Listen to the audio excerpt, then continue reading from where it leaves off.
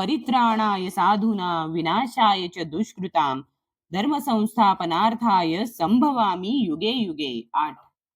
परित्राणाय उद्धार करण्याकरिता, साधूना भक्तांचा, विनाशाय विनाश करण्याकरिता, च आणि दुष्कृताम दुर्जन किंवा दुष्टांचा, धर्मतत्वे संस्थापन यथार्य पुन्हा प्रस्थापित करण्यासाठी, संभवामी मी प्रकट होतो, युगे युगे युगानंतर भक्तांचा उद्धार करण्यासाठी आणि दुष्टांचा विनाश करण्याकरिता, तसेच धर्माची पुनर्स्थापना करण्याकरिता मी स्वतः युगायुगात प्रकट होतो.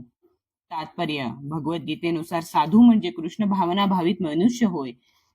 एखादा मनुष्य अधार्मिक आहे असे दिसू शकते, पण जर तो कृष्ण भावनेच्या गुणांनी संपूर्णपणे युक्त असेल तर त्याला साधू समजले पाहिजे. आणि जे कृष्ण भावनेची मुळीच पर्वा करीत नाहीत त्यांना दुष्कृताम हा शब्द लागू पडतो. असे दुष्ट किंवा दुष्कृताम लोक भौतिक शिक्षणाने जरी विभूषित असले तरी त्यांचे वर्णन मूर्ख आणि मानव जातीतील अत्यंत निकृष्ट म्हणून करण्यात आले आहे.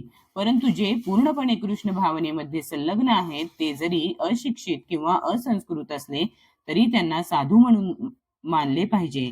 नास्तिक लोकांबद्दल सांगावयाचे तर ज्याप्रमाणे रावण आणि कंस या असुरांचा विनाश करण्यासाठी स्वतः भगवंतांना अवतरित व्हावे लागले, त्याप्रमाणे नास्तिक लोकांचा विनाश करण्यासाठी त्यांना स्वतः अवतरित होण्याची आवश्यकता नाही. असुरांचा विनाश करण्यास समर्थ असे भगवंतांचे अनेक प्रतिनिधी आहेत, परंतु आपल्या अनन्य भक्तांच्या सांत्वनार्थ ते विशेष करून अवतरित होतात. कारण आसुरी लोक भक्तांचा नेहमी छळ करीत असतात. एखादा भक्त जरी असुरांचा नातलग असला तरी असुरांकडून त्या भक्ताचा छळ होतो. प्रल्हाद महाराज जरी हिरण्यकशिपूचे पुत्र असले तरी त्यांच्या पित्याकडून त्यांचा छळ झालाच.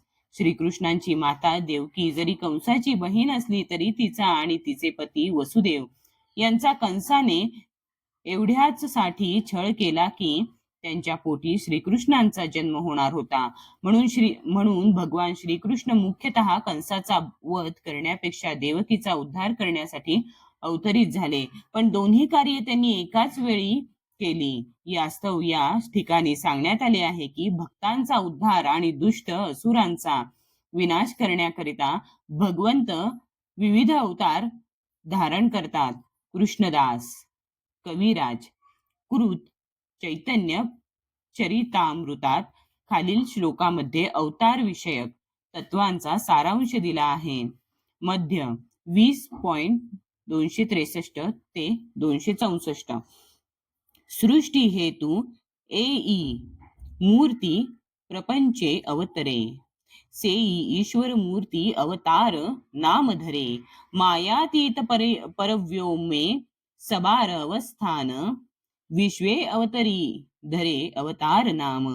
भौतिक सृष्टीत प्रकट होण्याकरिता भगवत धामातून भगवंतांचा अवतार होतो. याप्रमाणे भगवंतांचे जे विशिष्ट रूप अवतीर्ण होते यालाच अवतार म्हटले जाते. असे अवतार भगवत धामात परव्योमात स्थित असतात. ते जेव्हा भौतिक सृष्टीत प्रकट होतात तेव्हा त्यांना अवतार म्हणून संबोधले जाते. पुरुषावतार, गुणावतार, लीलावतार, शक्त्या वेश अवतार, मन्वंतर अवतार आणि युगावतार असे अवतारांचे विविध प्रकार आहेत आणि ते सर्व संपूर्ण विश्वामध्ये ठराविक वेळी अवतरित होत असतात. पण भगवान श्रीकृष्ण हेच आद्य पुरुष आहेत आणि तेच सर्व अवतारांचे मूळ आहेत. भगवान श्रीकृष्ण आपल्या विशुद्ध भक्तांच्या दुःखांचे निवारण करण्यासाठी विशेष करून अवतरित होतात. हे शुद्ध भक्त भगवंतांना त्यांच्या मूळ वृंदावन लीलांमध्ये पाहण्यास अत्यंत उत्सुक असतात. म्हणून कृष्णावताराचे मुख्य प्रयोजन त्यांच्या अनन्य भक्तांना संतुष्ट करणे हे आहे.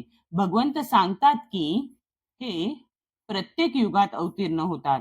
यावरून दर्शित होते की कलियुगातही ते अवतरित होतात.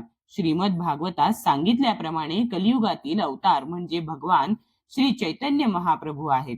श्री चैतन्य महाप्रभूंनी संकीर्तन आंदोलनाद्वारे सामूहिक पवित्र हरिनामाचे कीर्तन कृष्ण भक्तीचा प्रसार केला आणि संपूर्ण भारतभर कृष्ण भावना पसरविली.